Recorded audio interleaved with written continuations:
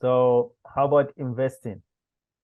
How to Investing. invest now, if you are financial literate, someone, hmm maybe you're making good money, you managing your expenses, you managing your budget, so you have a couple of saving. hmm So what to do with that extra money you have, to invest? All right. So there's different ways. And so just like the medical field, with the financial industry, we all have different licenses Right. that allow us to talk about certain things. So I don't do investing because for that I would need like my series licenses, but I do have business partners who do that. Mhm. But at the same time, we still have options where we help people. Once you've increased your income, you're reducing your taxes, you've reduced your debt. We show you how to save in a different way. Again, like you can use life insurance as a savings vehicle, actually. And it gives higher rates of return than your typical bank would. But then if people are interested in like the cryptocurrency or just like the stocks and everything else, we do have business partners who actually specialize in that. So how about retirement plan like 401ks? What's your advice on that? Yes. Okay. So retirement plan. So one of the rules of money that we teach people is how money grows. Mhm. So money grows one of three ways. When you put money in the bank, it's growing fixed, meaning, you just get the bare rate of return. But the beauty about having a fixed account is that it gives you safety.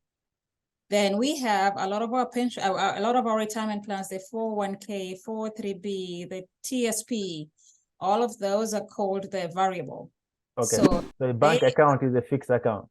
a bank account is a fixed account. So who do Okay. you bank with, MD?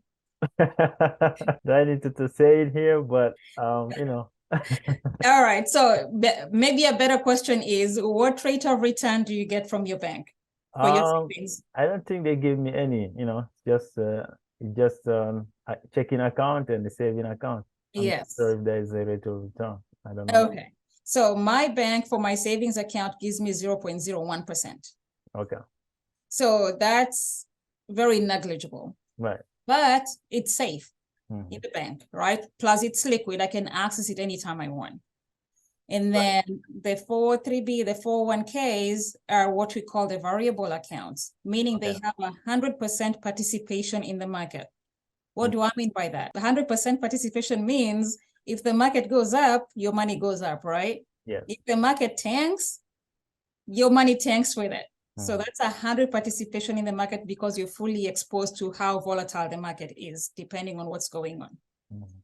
And then we have the indexed accounts. So indexed account is a hybrid of the fixed account and the variable. So it takes the best of both. It takes the stability of the fixed, but it also takes the upward of the variable account. So when the market goes up, your money goes up. When the market goes down, your account stays safe.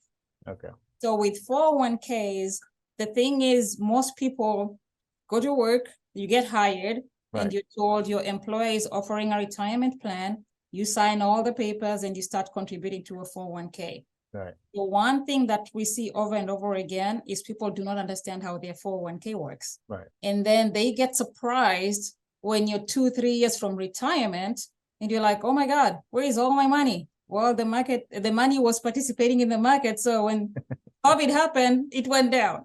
Then it rose again. Something else happened, it went down. Mm. But nobody takes the time to educate us about the 401k and the 403bs until it's way too late. Right. And that plays back into that statistic that I mentioned earlier. 84% of people don't think they'll be able to retire because the market has just been so volatile that they've lost their savings. And when some of them hoped to retire right before the pandemic, then the pandemic happened. So they ended up having to work longer to try and recoup some of the money that they lost. So my advice is always for people to reach out to your HR office, Mhm. get all the ABCDs of how your 401k works. And the three ways that I said money grows, we recommend diversifying and having money in all the different buckets. Don't have in just one bucket. Mhm. because retirement, again, is not a guarantee. Right now, with a 401k, you're deferring taxes. And who knows what the tax rate is going to be when it's a year you're retiring. Taxes may go up, taxes may go down, but we don't know. Our favorite uncle, Uncle Sam, is the only one who knows what he's going to do at that point, right? Right. He decided the year Esther is retiring, taxes are going to go up, and then I lose 90% of my retirement, you know.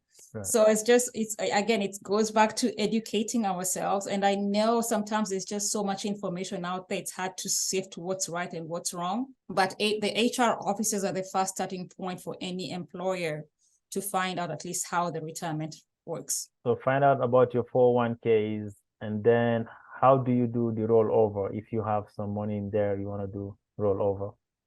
Great question. So again, when people retire or they're moving from one job to another, or they discover they had an old 401k, so we meet with them and first identify which company it was, what company is actually holding the 401k, and then there's a communication process and paperwork that has to happen before that rollover happens. And so what we do is, because the 401k is in the market, our first responsibility is to take it out of the market and ensure that we have it safe and sound in an indexed account where they are able to enjoy the upwards of the market. But then when the market goes down, their principal is locked in.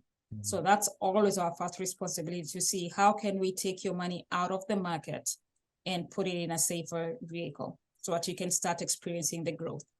So what are some of these index accounts? Are these the life insurance product? Yes, so the Indexed Universal Life is a life insurance based product, and it's been around for quite a while. And again, like I said, it's a hybrid that took the best of a fixed account and a variable account. And it varies from company to company, but most of them have like some very great returns compared to a typical bank, of course. And I'm sure, I don't know how much you know about indexed accounts, but okay. Yeah, I'm learning right now. My first homework for you, MD, is to get this book. Okay. All right. What's the name of the book? It's called Money, Wealth, and Life Insurance. Okay. How the wealthy use life insurance as a tax-free personal bank to supercharge their savings. Okay. In this book, there's a chapter that talks about bank-owned life insurance and company-owned life insurance. So when I first read the book, I was like, why would a bank buy life insurance? Right. But when we put money in the bank, while they're giving you 0.01%, they take your money and put it in a life insurance product, which is typically the indexed accounts, and they're getting 6 to 12% returns. But they're only giving you 0.01%, you know. So when I learned that, I was like, I went in and I found my bank and I saw how much they had in life insurance assets. And this information is actually online. So if anybody wants to Google the information, they can. Various companies like PG&E, all the common companies that we do business with, own life insurance assets just because of the rate of returns and the safety from the market volatility. So what we teach people is to be their own banks. So if my bank can put my money there, why can't I just take my money and put it directly there versus having to go through my bank? Wow. Yes. So that's part of the education we do. That's interesting. Sound like a great book. It is a great book, and very easy read too. You can send me the link. I'm gonna add it on the description of this video, so people watching who interested can also get the book. I will. And actually, I'll send one to you.